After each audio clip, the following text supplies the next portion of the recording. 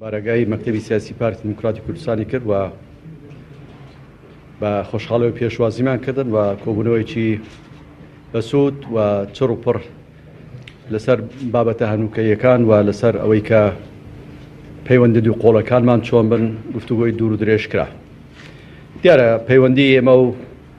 کۆمەڵی ئیسلامی تازە نییە، لەوانەیە هەوراز و نشێوی بەخۆیەوە بینی بێت، بەڵام لە هەموو حاڵەتەکاندا پەیوەندی هەردوو گلامان هەوڵمان داوە کە باش بێت و هەوڵشمان داوە و لەمە دوای ئەو هەوڵە دەدەین کە پەیوەندەکانی کۆمەڵ و پارتی دموکراتی کوردستان جیاکەینەوە لە پەیوەندی ئەحزاب لەگەڵ حکومەت و لەگەڵ دەسەڵات. بۆیە لە کۆبوونەوەی پێشووتریش کە ئێمە چوین سەردانی بەڕێز ئەمیری کۆمەڵی ئیسلامیمان کرد، ئەم بابەتە تەڕح کرا و ئێستاش ئەمڕۆ تاکیدی لێکرایەوە. دیارە کۆمەڵێک بابەتی گرنگ و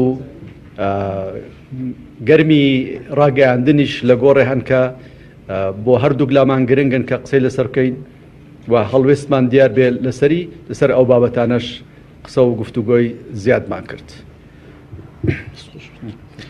بەناوی خی گەورە و میهرەبان، وەکو کاک مەحموود ئاماژەی پێکرد، ئێمە دووەم کۆبوونەوە بوو تەڵەن دوای هاتنی وەفدی پارتی دموکراتی کوردستان. ئێمە ئەمڕۆ سەردانی مەکتەبی سیاسی پارتی دموکراتی کوردستانمان کرد، وە کۆبوونەوەیکی باشمان کرد. تەوەری سەرەکیمان مەسلەی پەیوەندی سیاسیەکانی نێوان هەردوو لابوو و لەو ڕۆ تەڵەن ئێمە هەم لای ئێمە و کۆمەڵی ئیسلامی و هەم لای پارتی دموکراتی کوردستانیش ئەو نێت و ئیرادە هەیە کە عیلاقاتی سیاسیمان ببینە خۆناغێکی باشتر لەوەی کە لە ڕابردوو هەبووە. و ئەوە جگە لەوەی تەڵان کە ئێمە من پێم خۆش تاکید لەسەر قسەی کاک مەحموودیش بکەمەوە کە لە قۆناغەکانی داهاتوودا پەیوەندی هێزە سیاسیەکان جگە لەوەی وا بکەین پەیوەندیەکی سەلیم و تەندروست بێ و لە هەموو قۆناغەکان بتوانین گفتوگۆ هەبێ و پردی گفتوگۆ لە بینی هێزە سیاسیەکان نەپچڕێ، هاوکات لەگەڵ ئۆژجیا بکەینەوە لە پەیوەندی حکومیەکانمان و ئەوەی پێوەستە بە بارودۆخی حکومی و پەرلەمانی لە قۆناغەکانی داهاتوودا. هەروەک تەڵەن هەم باسی هەلومەرجی سیاسی هەرێمی کوردستان و عێراقیش تەڵەنەوەی کە ممکن بۆ قسەمان کرد. ئێمە ئومێدەوارین کامە دەستپێکێکی باش بێ و قۆناغێکی باش بێ بۆ پەیوەندی سیاسی ئێمە هەم لەگەڵ پارتی دموکراتی کوردستان و هەم لەگەڵ هێزە سیاسیەکانی تریش لە هەرێمی کوردستان و بێشک پەیوەندی سیاسی تەندروست لە بینی هێزە سیاسیەکان ئەبێتە بناغەیەکی باشی حکومڕانی لە هەرێمی کوردستان و بێتە سەرەتایەکی باشیش بۆ قۆناغێکی باشتر لە داهاتوودا.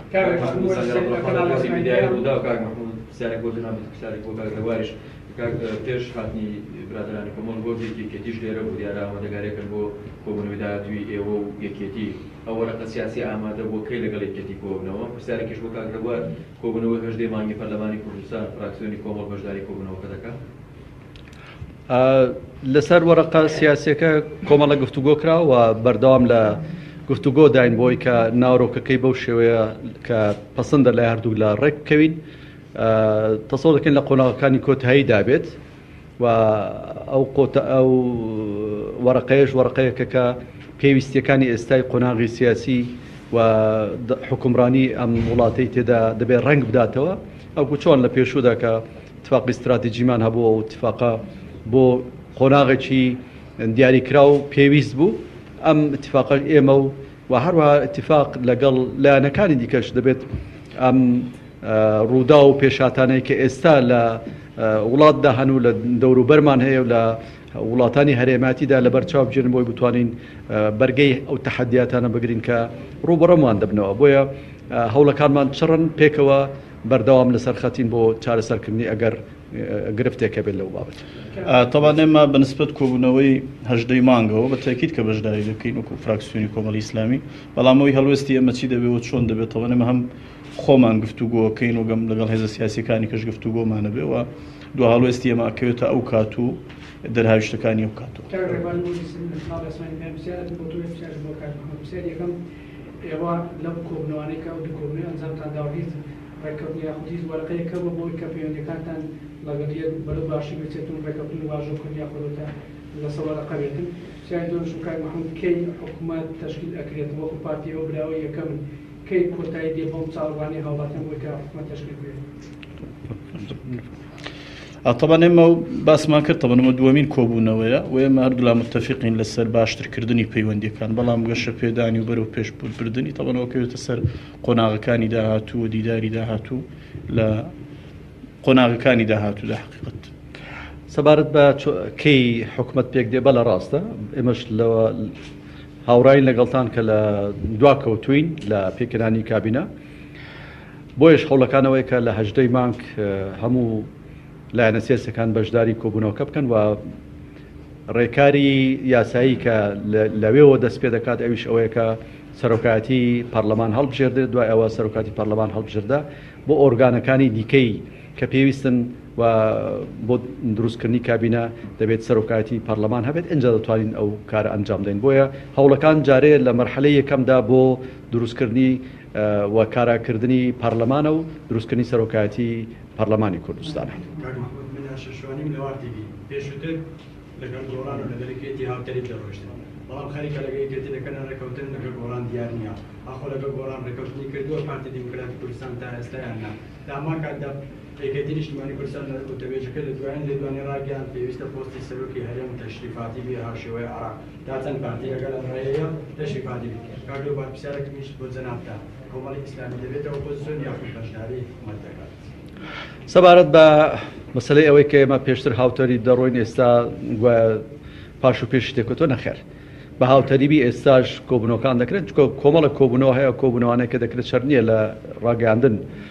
ئاماژەی پێ بکریان بۆ ڕاگەاندن بێت هەم لەگەڵ یەکێتی نیشتیمانی کوردستان هەم لەگەڵ بزوتنەوەی گۆڕانیش و لەگەڵ بزوتنەوەی گۆڕان تەفاهممان یەکجار زۆرش لێک نزیکی و لە قوڵاکانی کۆتاییدان لەگەڵ ئەوانیش بۆیە تەسەوڕ ناکەن کە هیچ دواکەوتنێک لەو بابەتەدا هەبێت. پرسیاری دووەمت پۆستی سەرۆکی هەرێم مناقەشەیەک لە بینی ئێمە و یەکێتی هیچ لایەنەکاندا نەبووە تاکو ئێستا لەسەر ئەو بابەتێکی چی دەکرێت و هەوڵ دەدەین کە لە کاتی کە ئەم بابەتە چێتە پەرلەمان لەوێ گفتوگۆ لەسەر بابەتە بکرێت بەڵام ئەوەی کە ئێستا لە بەردەستە ئەوەیە کە چۆن ئەم سڕکردنەی کە بە پێی قانون سەرۆکاتی هەرێم سڕکراوە ئەمە بە قانونێک ئیعادە بکرێتەوە و تەفعیل بکرێت و هەروەها سەرۆکی هەرێم هەڵبژێرترێت و کارەکانی خۆی وەکوکە لە یاساکان داهاتووە ئەنجام بدات. پرسی تەوان سەبارەت بە پرسیارەکەت پرسی بەشداری و ئۆپۆزیسیۆن بوونی ئێمە تا ئێستا پرسێکی کراوەیە. ئێمە لە سەرەتاشدا لە کۆبوونەوەی سەرکردایەتی کۆمەڵ بڕیارمان دەکەم پرسە بخەینە دوای بەرچاوڕوونی دوای دیدار و گفتوگۆ و تا ئێستاشەو پرسە لای ئێمە بەکراوەی ماوەتەوە حقیقەت ئێمە دوای ئەو کۆبوونەوانەوە بەرچاوڕوونی زیاتر کۆبوونەوەی زیاتری خۆمانەکەین گرنگەوەی ئەمە کۆمەڵە پرەنسیپ و مەبادئمان هەیە لەسەر ئەو پرەنسیپ و مەبادیانی خۆمان هەنگاوەنین ئۆپۆزیسیۆن بین یا لە حکوومەت بین. ئەمان ڕادی لە کوردستان بە سوشارۆکار محمود لەگەڵ یەکێتی نیشتیمانی کوردستان دەیە کۆ بڕیارتان ناوە لە هەژدەی مانگ پەرلەمان کۆ بێتەوە لە هەمان کات ئەنجومەنی پارێزەی تێکۆش بێتەوە. ئەگەر یەکێتی نیشتیمانی کوردستان نەهاتەوە کۆبوونەوەی ئایا کۆبوونەوەکە ئەنجام بدرێت؟ وابزانم هەموو لایەنەکان لەسەر کۆکین بەوەی کە لە هەژدەی مانگ ئەم کۆبوونەوەی ئەنجام بدرێت چونکە ضرورەتێکە دەبێت ئەنجام بدرێت تاکو ئێستاش یەکێتی نیشتیمانی ئاماژەیەک ویان نیشارەتێکی ئەوەی نەداوە کە بەشدار دەبێت یان بەشدار نابێت بەڵکو هەموو ئاماژەکان بۆ ئەوەی کە بەشدار دەبێت بۆیە ناتوانین ئێستا بڵێن چی دەبێت چونکە پێکەوە کە قسە دەکەین پێکەوە کە ئیش دەکەین بۆ ئەوەی کە کۆبوونەوەکە ئەنجام بدرێت هەم ئەوەی ئەنجومەنی پارێزگای کەرکووک هەم پەرلەمانی کوردستانیش. لە چەند ساڵی بابردوو لە حکوومەتدا هەندێک لایەنی سیاسی هەم بەشداری حکوومەت هەم ئۆپۆزیسیۆن ئەم جارە پارتی دیموکراتی کوردستان وەک هێزی براوە ئەم جۆرە واقعا قبول کراو دەبێ یاخود دەبێ بەشداری کارا بێ و یان ئۆپۆزیسیۆن یاخود بەشدار بێ. لە ڕاستیدا من لە بیرمە لە پرسیارێکی پێشتر لە پرس کۆنفرانسێک لە منیان کرد لەسەر ئەم بابەتە من پێم باشە بەردەوام ئێمە تاکید لەسەرەوە بکەین کە ئێمە ئەحزابی سیاسین لە کوردستاندا جیاوازیمان هەیە لە بۆچوون و کۆمەڵێک خەڵکین کە ئەفکاری جیاجیامان هەیە تێڕوانینی جیاجیامان هەیە ئەم فکرێت جیا و تێڕوانینە جیاوازانە هەموو بارگاوین بە ئایدۆلۆژیا و ئایدیای جیاواز وامان لە دەکات کە ئێمە منافسی یەکتر بین. منافەسە ئەوەیە کە ئێمە چەند شتی باشتر تەقدیم دەکەین پێشنیار دەکەین و دەیخینە ڕوو بۆ ئەوەی کە ژیانی ئەم کۆمەڵگایەمان لەوەی کە ئێستا هەیە باشتری لێ بکەین. ئەمە شتێکی طبیعیە کە منافەسەی بینی هەموو حزبەکان هەبێت و بەردەوامیش دەبێت هەبێت. بەڵام مەسلەی معارەزەبوون ئەوەیە کە ئەوانەی کە بەشدار نەبن لە حکومەت و بەشدار نابن لە حکومەت.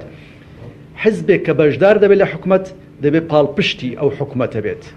چونکە شوێنی ڕەخنەگرتنی هەیە، ئەویش ئەنجومەنی وەزیرانە و لە ناو هۆڵی پەرلەمانیشە. و دەبێت هەوڵی ئەوە بدات کە بەشێک لەو کارنامەی خۆی کە هەیەی لە کارنامەی حکومەتدا بیچەسپێنێ بۆ ئەوی کە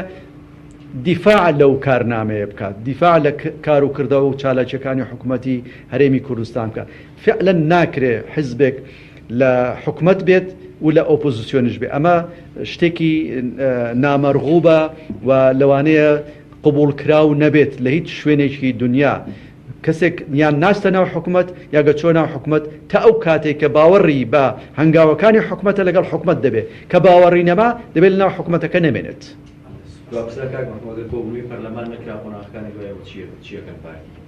ئەگەر نەکرا لای ئێمە وەکو بڕیاری کە پێشتر اتفاقمان کردو لەگەڵ هەموو لایەنەکانیش قسە کراوە سەردانیش کراون، لای ئێمە وایە کە دەبێت 18 مانگ بکرێت. هیچ بەدیلێکی ئەوماندانە ناوە. حەفم کە کاک ملاحەزەیەک بدەم. طبعا ئێمە 4 ساڵی ڕابردوو طبعا خۆمان نەزانین لە هەرێمی کوردستان واقعێکی سیاسی هەبوو، دەرهاویشتەی هەلومەرجێکی سیاسی بوو و حکومڕانی لە هەرێمی کوردستان طبعا وەکو کاک محمود ئاماژەی کرد هێزە سیاسیەکان لێک جیاوازن بۆی هێزی سیاسی جیاوازی. بۆ ئێمە حقیقەت هەموو هێزانەی کە هەین کە ئێستا ڕەنگە کاتی گەڕانەوە بۆ ئەو تەفاسیلە نەبێ، بەڵام گرنگەوەی ئێمە ئەو هێزە سیاسیانەی بەشدار بووینەمە لە قۆناغی لە حکومەت و قۆناغێ لە معارەزە بووین، زۆربەی کات ڕەنگە بەشی ئەو لێکترازانە گەورەی لە بینی هێزەکان بووە لای ئێمە لانیکەم بەشێکی پەیوەست بووە بەوەی کە ئێمە ئەو کارنامە سیاسی کە حکوومەت لەسەری ڕێککەوتووە کە بناغی حکومڕانێکی تەندروست بۆ خۆی نەچۆتە دواری جێبەجێکردنەوە. من پێم وایە ئەم قۆناغە و بۆ هەلومەرجی داهاتوو ئەو هێزە سیاسیانەی جا کۆمەڵی ئیسلامی بەشدار بێ یا بەشدار نەبێ لانیکە من و کۆمەڵەڵێم ئەو هێزە سیاسیانەی ئەچنە یعنی ئەبنە پێکێنەری ئەساسی ئەم حکوومەتە ئەو کارنامەی لەسەری ڕێکەکەون جێبەجێ بکرێەوە شراکەتێکی حەقیقیە بێ و سەرەتای مثلن ئەوەی کە ئەبێتە خاڵی کۆکەرەوەی هەموو لایەکون باوەڕم ئەم قۆناغەتی ئەپەڕێ و قۆناغی ئۆپۆزیسیۆن بوون و حکومڕانی بوون لە هەرێمی کوردستان ئەچێتە سەر سکەیەکی تەندروست و ڕاست و ڕێکوڕەوان. یەک کۆنکردنەوە لەسەرەوە یعنی جۆرە ناڕوونیەکی لەسەر کۆبوونی ئەنجومەنی پارێزگای کەرکووک کە لە کەرکووک کردیان لە هەولێر دوو باڵێن ئەنجومەنی پارێزگای کەرکووکەوە بێتەوە یا تەنها لیستی برایەتی کۆ بێتەوە. سێمیان تا چەند کۆبوونەوەی پەرلەمان و ئەنجومەنی پارێزگا ڕابتە بەیەکەوە ئەگەر ئەو نەکرێت ئەمیش هەڵناوەشێتەوە. دوشتی لێک جیاوازن و لە سەرتاوە ئێمە وەکو پارتی دیموکراتی کوردستان گوتومانە ئەو کێشانەی کە لە بەغدا هەمان ئەو کێشانەی کە لە کەرکووک هەمان ئەو بابەتانەی کە لە هەرێمی کوردستانە هەمانە هەر یەکە عیلاجی تایبەتی خۆی دەوێت و ڕێکاری تایبەتی سیاسی یاسایی خۆی هەیە کەواتە دەبێت بە جیاواز لە یەکتری ئەمانە ئەنجام بدرێن. و مەسلەی کۆبوونەوەی ئەنجومەنی پارێزگا بریتی نییە لە بەس لە لیستی برایەتی بەڵکو لە کۆی ئەو ئەندامانەی کە پێکەنەری ئەنجومەنی پارێزگان چەندیان بەشدار دەبن و چێ بەشدار دەبێت ئەمە مۆزوعچکەیە کە لەو کاتەدا دەزانرێت دیارە ئێستا خەریکی ئەوەن کە زمینەی ئەنجامدانی کۆبوونەوەکە ئەنجامدەن و سەرۆکی ئەنجومەنەکە خەریکی ئەو بابەتەیە و ئەجندای خەریکن بۆ دادنێن بۆ ئەوی کە لەگەڵ هەموو لایەنەکان بگەنە ڕێکەوتنێک کە ئەجندای یەکەمیان چی دەبێت و ئەوەی کە بە مەسلحەت زانراوەکە کۆبوونەوەی یەکەمی ئەم ئەنجومەنە وەکو دەستپێکردنی ئیشەکە لە هەولێر بێت دوای ئەوە ئەنجومەن لەکوێ بخۆی بڕیار دەدات بۆ کۆبوونەوەکانی ئەوە دەمێنێتەوە اختیاری خۆیان. دەستان زۆر سپاس بۆ ئێوەش بەخێر بێت. بەخێر بێن دەستان خۆش بێت. ئەو پێغەمبەر